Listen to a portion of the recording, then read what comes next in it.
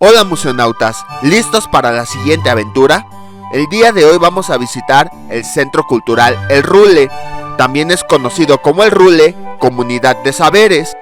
Es un centro comunitario y cultural que invita a las personas al encuentro, al diálogo, a la reflexión, vinculación, formación y exposición en torno a la cultura comunitaria, el arte y los procesos creativos e interdisciplinarios, la sustentabilidad y el uso crítico de tecnologías. Da cabida a una galería, a una fábrica digital, a la incubadora de empresas culturales y a la Casa de Colombia en México. En su página van a encontrar la gran cantidad de actividades que ofrece. Hay talleres, encuentros, festivales, exposiciones y un sinnúmero de actividades más. Ahorita estamos sobre la calle Madero y estamos viendo el edificio del Banco de México, el cual alberga un museo. Todavía no entramos al Centro Cultural El Rule. ¿Pero por qué estamos aquí? Bueno, pues porque El Rule se encuentra a un costado de la Torre Latinoamericana, por lo que tiene dos entradas. Una se encuentra sobre Avenida Lázaro Cárdenas y la otra es a través de la calle Madero, que es en donde estamos en estos momentos. Al fondo se ve la Casa de los Azulejos. Nosotros accederemos por esta segunda entrada. Para llegar al Rule por este camino, entramos por el atrio de San Francisco y al fondo estará la entrada de acceso.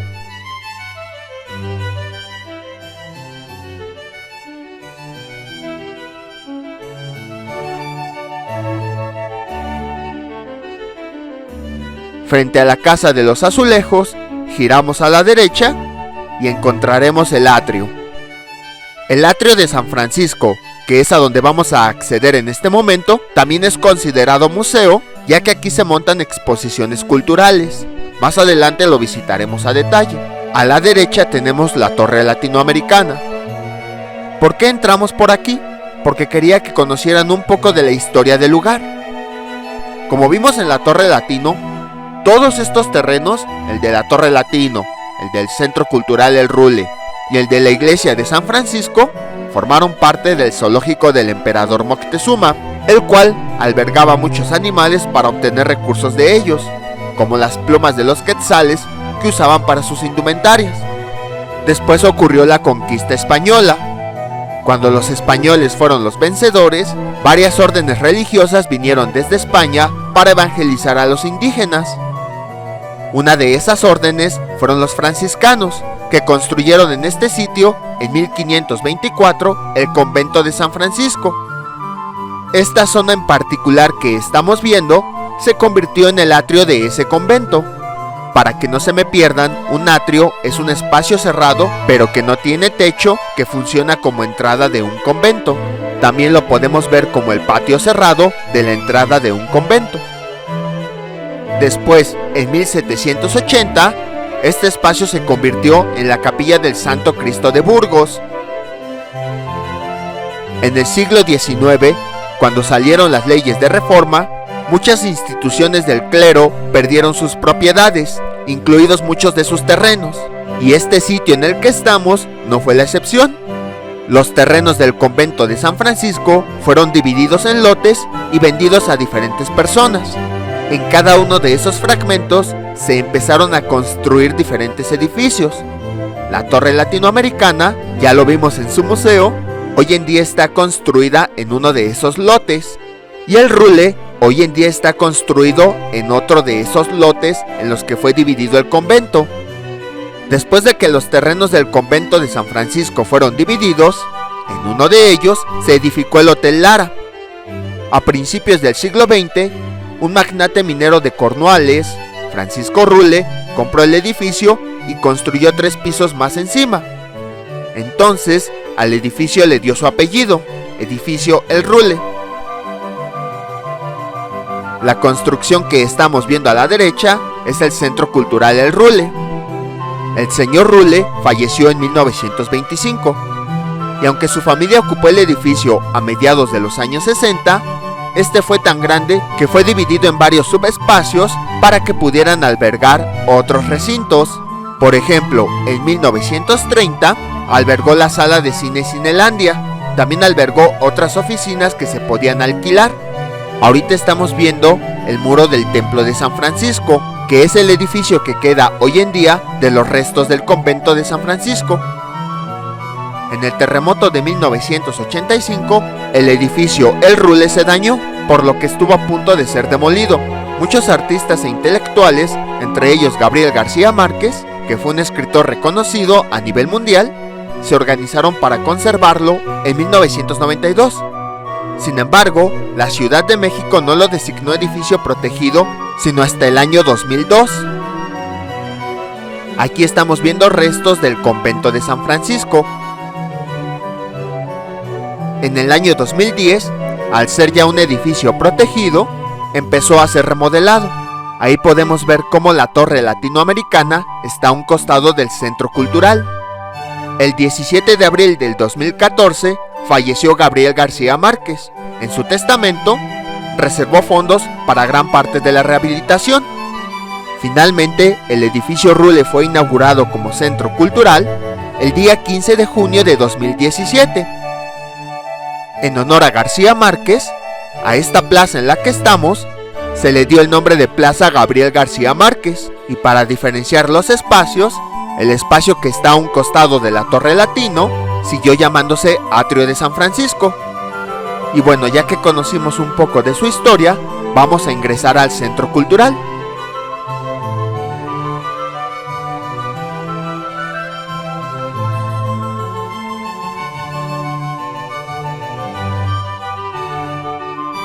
En la entrada tenemos unas placas conmemorativas de su inauguración.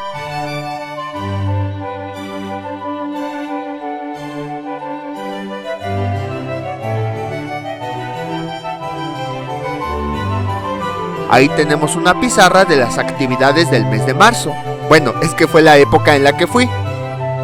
Pero les digo, pueden conocerlas a través de sus redes sociales. Las voy a dejar en la descripción del video. Les puedo comentar además que después de conocer este centro cultural, también quise conocer todos los centros culturales de la Ciudad de México. Pero cuando me di cuenta que eran muchísimos y que dije nunca voy a acabar, decidí hacer video nada más de unos cuantos. Aquellos que tuvieran una historia como este que estamos visitando. Las ilustraciones que estamos viendo corresponden a un café que está cerca de este sitio, llamado Cielito Querido Café.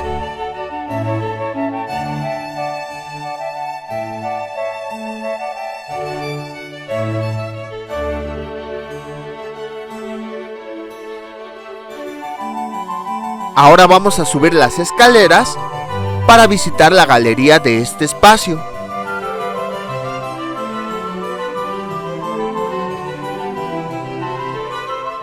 Al ir subiendo podemos ver los muros que datan desde el siglo XIX, justo cuando fue construido el hotel, después de que los terrenos del convento de San Francisco fueran divididos y vendidos.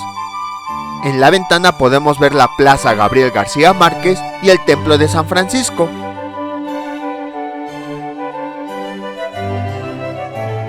En este sitio también se encuentra la Casa de Colombia.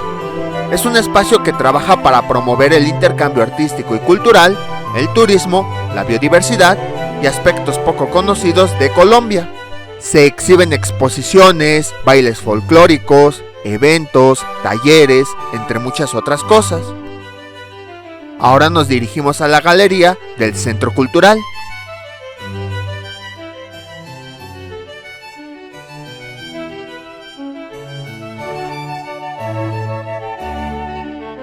La exposición que vamos a ver a continuación se titula Política del Color y fue realizada por Viviana Martínez.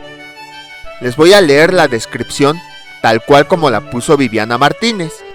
Nuestra identidad está conformada por muchas formas de creencias, apariencias, deseos y sensaciones de pertenencia a algunos grupos sociales y o ideológicos, dependiendo de los contextos y afinidades que encontramos en nuestra vida, lo que nos lleva a experimentar diversas emociones y pensamientos a lo largo de nuestras existencias.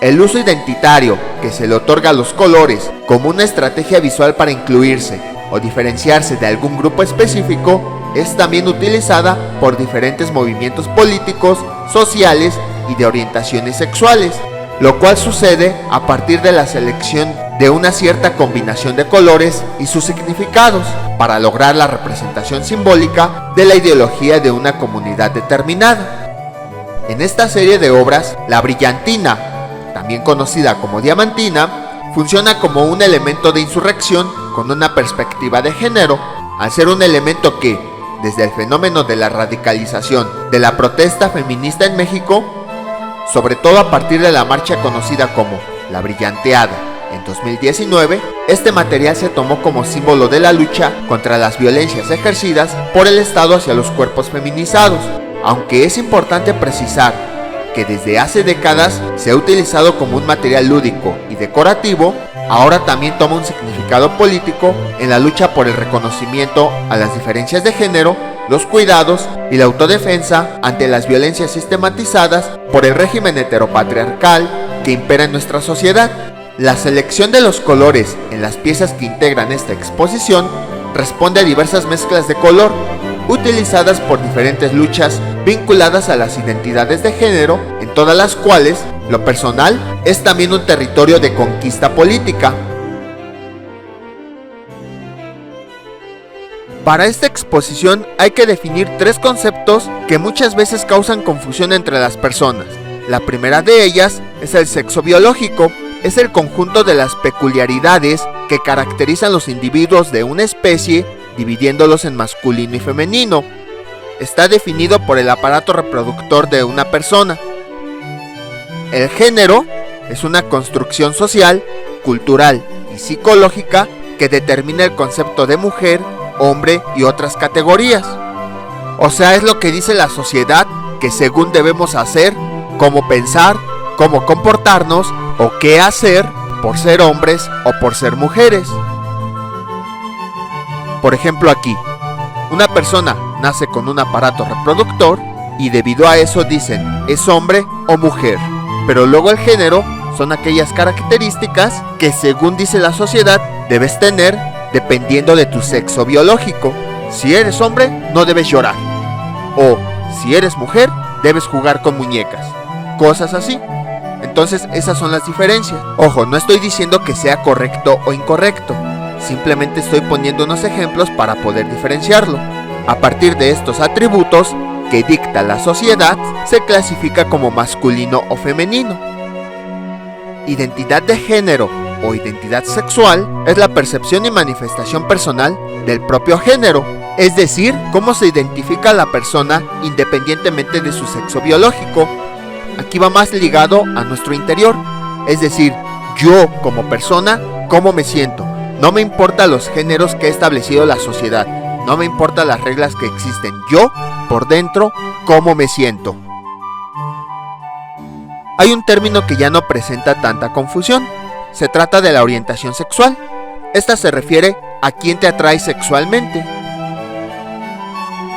Expliqué estos términos porque los vamos a mencionar en las piezas que vamos a ver a continuación y es necesario comprenderlos para entender las piezas.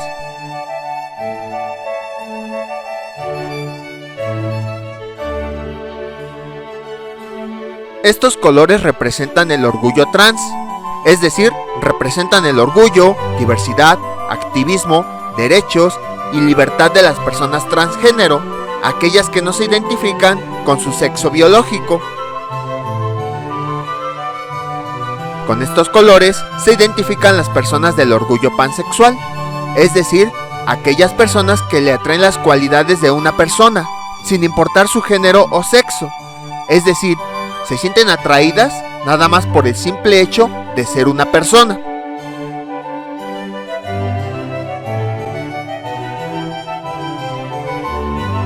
Con estos colores se identifica la comunidad androgínea, es decir, personas que tienen características físicas, tanto masculinas como femeninas.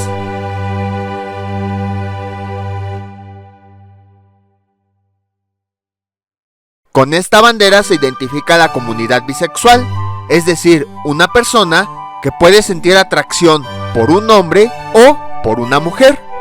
Ojo, aquí a veces se prestan confusiones, que dicen que pansexual y bisexual se refiere a lo mismo, pero no.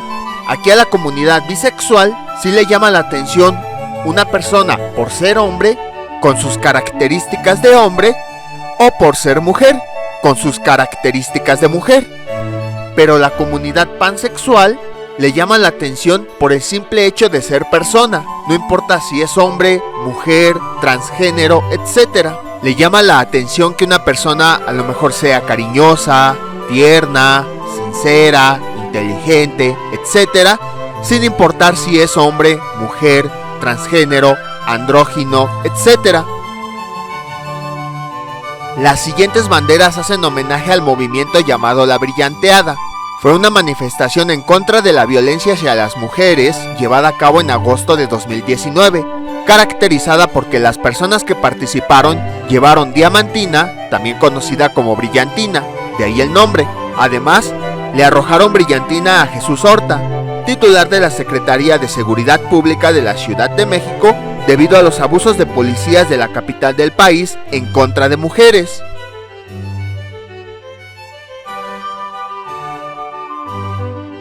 La siguiente bandera identifica a las personas del género no binario. También en este término hay confusiones. Generalmente se dice que el género solo puede ser masculino o femenino, y cuando una persona se declara no binaria, creen que se refiere a que no es ni masculino ni femenino, pero no. Las personas no binarias declaran que hay más de dos géneros y que ellos entran en alguno de ellos, porque hay personas que no se sienten ni masculinos ni femeninos, o por el contrario, hay personas que se sienten tanto con rasgos masculinos como femeninos.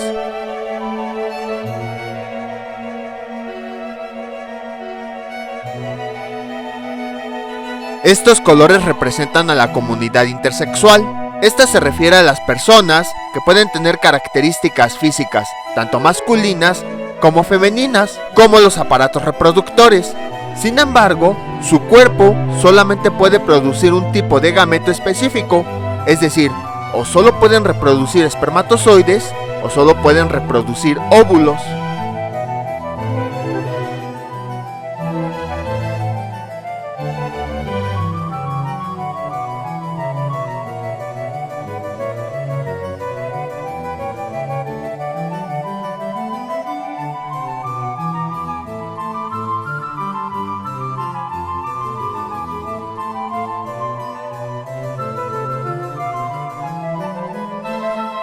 Esta bandera se me hizo muy curiosa, más que nada por la palabra anarco.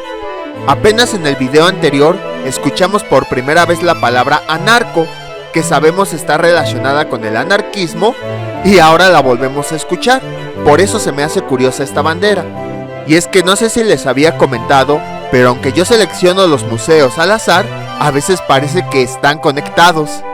Pero dejando de lado eso, esta bandera representa a la comunidad anarcoqueer, que es una comunidad anarquista que defiende los derechos de todas las personas cuya orientación sexual es diferente a la heterosexual.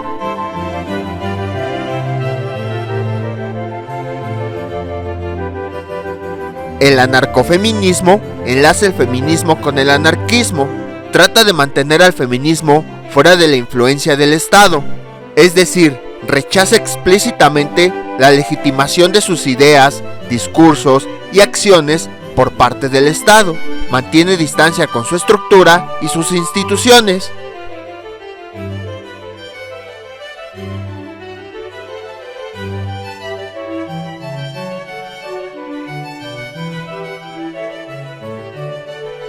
Esta pieza se llama Gritar Rebeldía.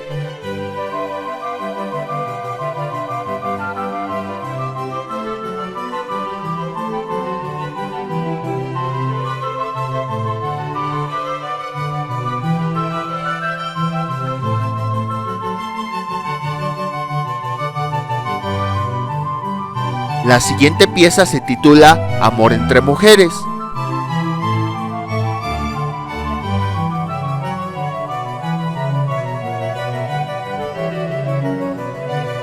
La siguiente bandera representa el feminismo pro aborto, es decir, el feminismo que está en favor del aborto. Y es que cuando escuchamos hablar del feminismo, pensamos que es un solo movimiento, sin imaginarnos que tiene muchas vertientes. Aquí hemos visto dos. Por ejemplo, aquí, que estamos viendo el feminismo pro aborto, también existe el feminismo pro vida. que está en contra del aborto y defiende la vida. Estos colores representan otra corriente del feminismo, el interseccional. Este expone que el género es una categoría que está interrelacionada con la etnia, la clase y la orientación sexual. La escultura que tenemos aquí es una victoria que representa a la que está en el Ángel de la Independencia y tiene los colores del feminismo interseccional.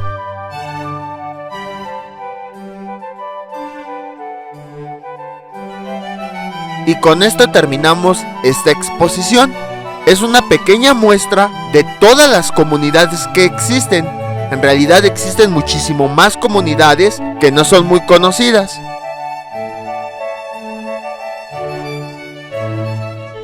Aquí están los agradecimientos de las personas que hicieron posible esta exposición. Ahora vamos del otro lado de la galería, donde tenemos otra exposición. La exposición se titula Las mujeres en las Fuerzas Armadas de México.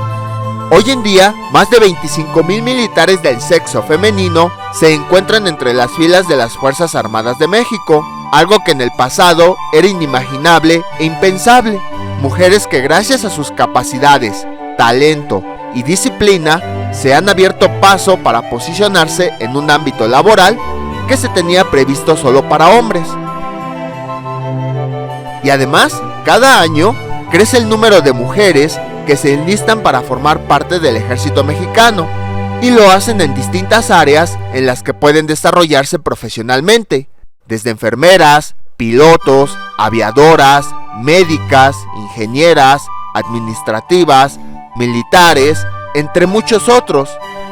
También podemos decir que 4 mujeres hoy en día son generales brigadier, la posición más alta en la que hoy participan las mujeres en el Ejército y Fuerza Aérea Mexicana, lo que abre mayores posibilidades de que en un futuro cercano una mujer encabece la Secretaría de la Defensa Nacional. Incluso hoy en día, en 2024, con el puesto de presidencia, podemos ver que por primera vez en la historia una mujer va a ocupar el cargo, Claudia Sheinbaum. Con esta exposición, Suni Quintero busca visibilizar la dualidad de dichas mujeres, sensibles pero a la vez fuertes, capaces de ser madres y de defender a toda una nación, siempre poniendo en alto al sexo femenino. Son nuestra inspiración y son mujeres mexicanas. Este espejo está colocado para que las mujeres se puedan ver ahí y se visualicen como grandes triunfadoras, como personas que van a llegar a altos puestos, que van a llegar lejos y van a cumplir todas sus metas, y que no tengan miedo de hacerlo, porque sí lo lograrán.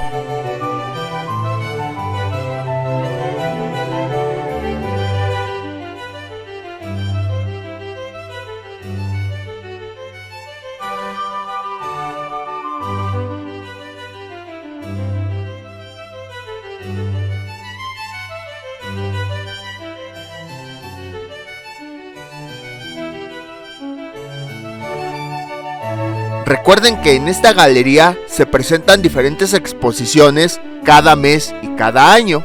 Entonces es muy probable que cuando ustedes vayan encuentren una exposición diferente a la que están viendo en este video.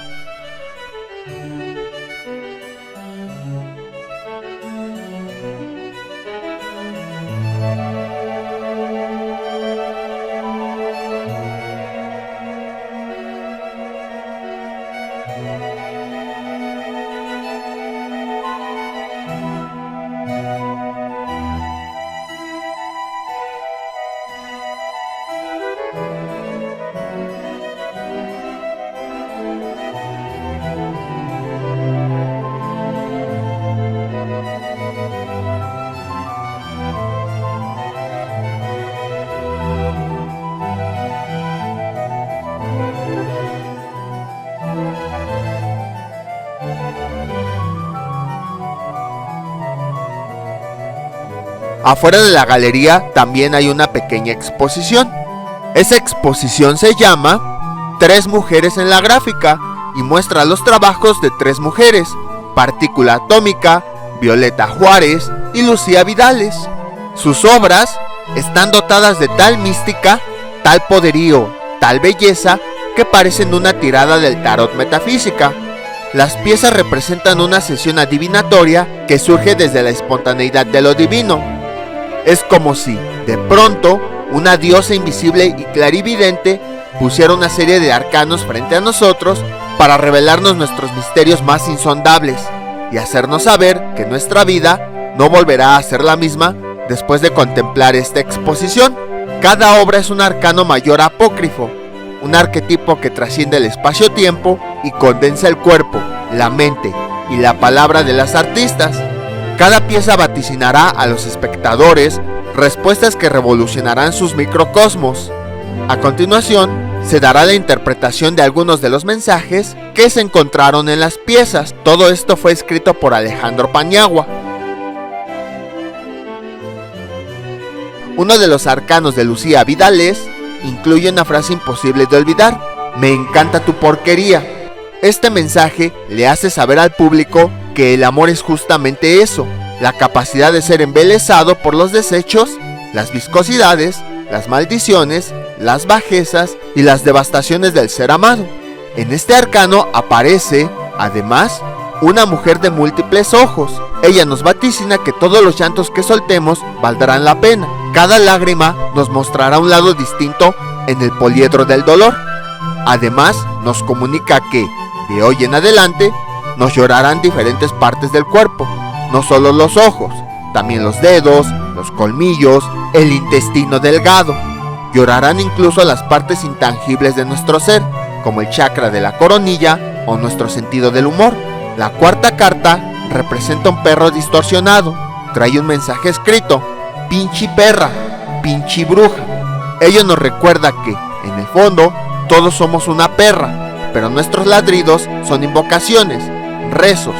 También somos brujas, hechiceras capaces de besuquear y tener sexo salvaje con las llamas de las hogueras personales a las que hemos sido condenados. Lucía es una artista capaz de fundar seres siniestros pero espléndidos que nos acompañarán por el resto de nuestra vida. Uno de los arcanos de Violeta Juárez representa a un esqueleto cobijado por un par de alas. Esta pieza anuncia a quien la mire que todos sus pensamientos fatalistas o augureros se irán volando en cuanto aparezcan hasta llegar al sol para ser carbonizados. Todas las cartas pictóricas son un cúmulo desmesurado de belleza, un estallido de símbolos que reordenan la existencia, una estampida de trazos que levantarán una polvareda incesante en el alma de los espectadores. Otro de los arcanos representa a un ser mitad flor, mitad mujer, que tiene el cuerpo cubierto de tatuajes. El personaje sostiene un cráneo en la palma. Esta calaca le asegura a los espectadores que, sin importar lo doloroso, lo extenuante o lo súbito de la muerte, aquel fallecimiento será hermoso. Incluso será citado y referido por la Catrina como uno de sus mejores servicios. La mujer flor sostiene en la otra mano un pescado con una textura que se intuye muy agradable. Lo que este animal augura es que a lo largo de su camino se encontrarán con seres descabellados, como un cíclope que alcanzó la iluminación, un samurái que, al partirte en dos con su katana, te bendice, o un rinoceronte cuyo cuerpo es en realidad un lanzallamas.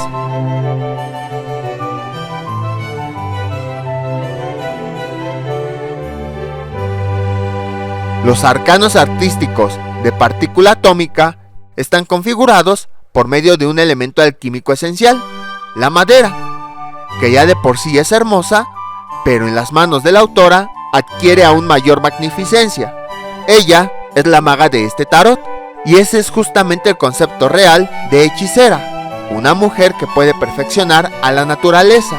Una de las obras de la autora nos vaticina que todas las puertas de lo posible y lo imposible serán abiertas para nosotros durante unos segundos. Nuestra labor será elegir por cuál de ellas queremos escapar. La buena noticia es que cada uno de esos umbrales nos permite acceder a un reino que elevará nuestro ser hasta las esferas. En los arcanos de la autora encontraremos figuras que, al principio, nos parecerán abstractas, pero poco a poco se convertirán en elementos concretos, en respuestas contundentes. En el caso del autor Alejandro, llegó a visualizar en una de las obras una especie de conejo ciego, un tren que se descarrilaba con resignación e incluso a su madre muerta. Partícula Atómica es una carpintera mística, es una alquimista de la ebanistería. Es capaz de lijar, pulir y barnizar capas enteras de nuestra realidad, hasta convertirlas en un amasijo de esplendor. Y con esto acabamos las exposiciones de la galería. Ahora vamos al segundo nivel. Sin embargo, en ese segundo piso ya no hay exposiciones ni exhibiciones. Se encuentran oficinas, así como la fábrica digital El Rule, en donde hay espacios para talleres, laboratorios y charlas enfocadas en la cultura digital. Algo que no mencionamos al principio es que las actividades que se realizan en este sitio se realizan con una perspectiva de género, de equidad, de justicia y de inclusión, y están enfocadas a grupos prioritarios: mujeres, niños, migrantes, personas mayores, poblaciones LGBTTI, entre otros.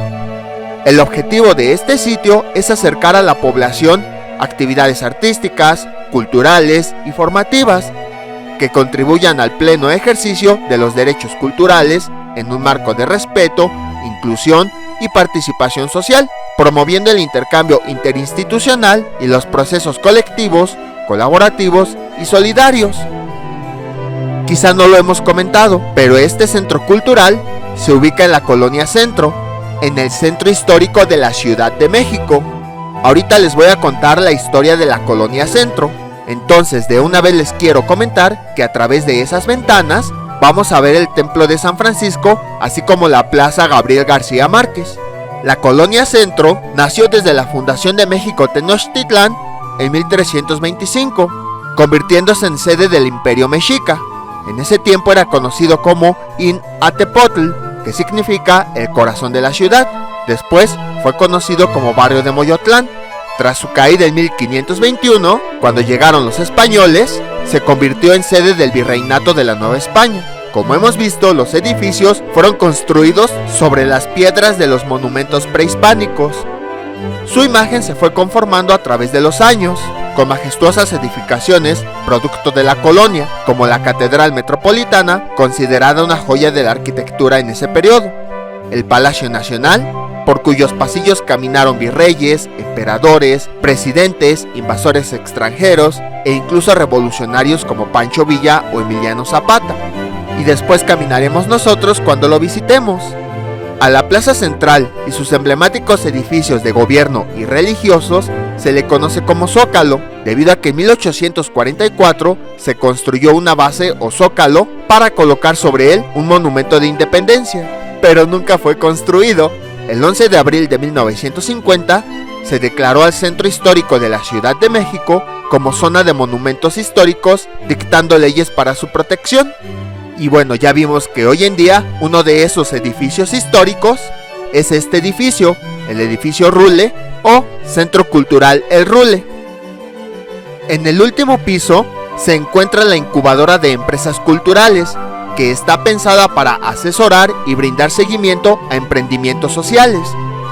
De hecho, últimamente he pensado que aquí en la Ciudad de México falta un museo importante, el Museo de Día de Muertos. No tenemos ningún museo de esa festividad. Debería haber uno, sobre todo para personas que vienen del extranjero, en donde explique todo, de dónde viene, la ofrenda, los elementos, algunas leyendas que se cuentan, algunas tradiciones como la alumbrada de Mixquic, entre muchas otras cosas. O sea, hay mucho material para sacar un museo del Día de Muertos. Entonces voy a venir a este sitio a ver qué se puede hacer. En el último nivel se encuentra la Casa de Colombia en México. Es un espacio donde hay exhibiciones, presentaciones, exposiciones de cuadros, artesanías y muchas cosas más. Incluso se dan clases de baile, ya que se enseñan algunos de los más de 1000 ritmos que tiene Colombia. Aunque es un lugar público, ese día no sé por qué a mí no me dejaron pasar. Por eso se los platico antes de subir.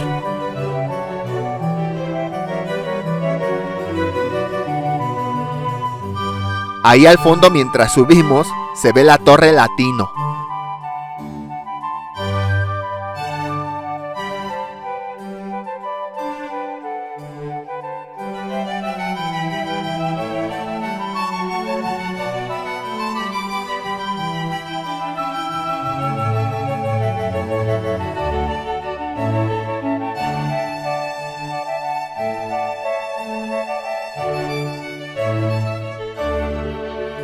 Y ahí a la derecha tenemos una de las mejores vistas del Templo de San Francisco y de la Plaza Gabriel García Márquez. De hecho, en esa plaza también se realizan eventos culturales. Se han montado también exposiciones y exhibiciones pertenecientes a la Casa de Colombia en México.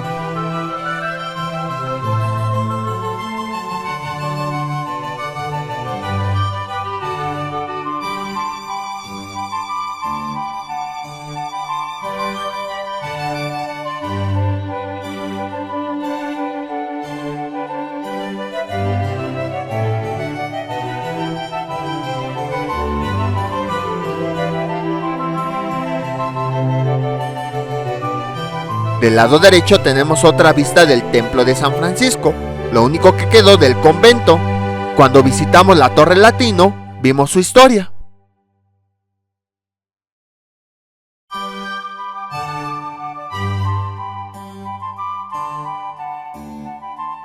Y bueno, en la Casa de Colombia en México se ofrecen muchas actividades culturales. En la descripción del video les voy a dejar su Facebook para que puedan consultarlas.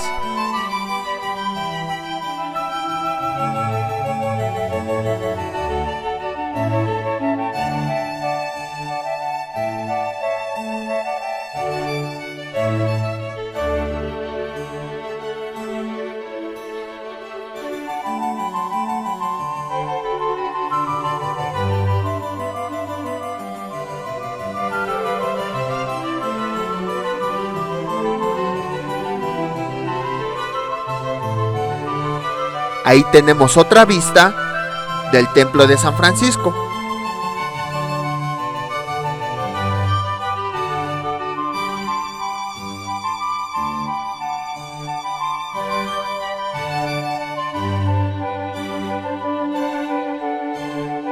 Y al subir esas escaleras está la Casa de Colombia en México. Sin embargo, les digo, ya no me dejaron acceder. De hecho, me regañaron esa vez. Y no sé por qué, si es un lugar público. Quizá en la hora en la que yo fui estaba cerrada y no se podía acceder o no sé. El objetivo es mostrar un poquito de la cultura colombiana en México. Y bueno, aquí termina la visita. Les digo, la terminé abruptamente porque ya no me dejaron ver este sitio. Y hasta me regañaron. Para llegar a él, solamente se bajan en la estación del metro San Juan de Letrán de la línea 8, caminan sobre la avenida Eje Central Lázaro Cárdenas con dirección a la Torre Latinoamericana y ahí encontrarán el Centro Cultural El Rule. Los horarios de atención son de lunes a domingo de 9 a 19 horas. Sin embargo, aquí les quiero contar una pequeña anécdota. No sé por qué uno de los encargados me dijo que estaba cerrado, a pesar de que las puertas estaban abiertas. Me dijo que solo lo abrían de lunes a sábado y esa vez había ido en domingo. Entonces fui al sábado siguiente y esa misma persona me volvió a decir que también estaba cerrado, que solo lo abren de lunes a viernes. Y después le pregunté a otro encargado y me dijo sí está abierto. Entonces no sé por qué esa persona me dijo que estaba cerrado. Espero que les haya gustado esta visita. No olviden suscribirse, dejar sus comentarios y nos vemos para la próxima. Hasta luego.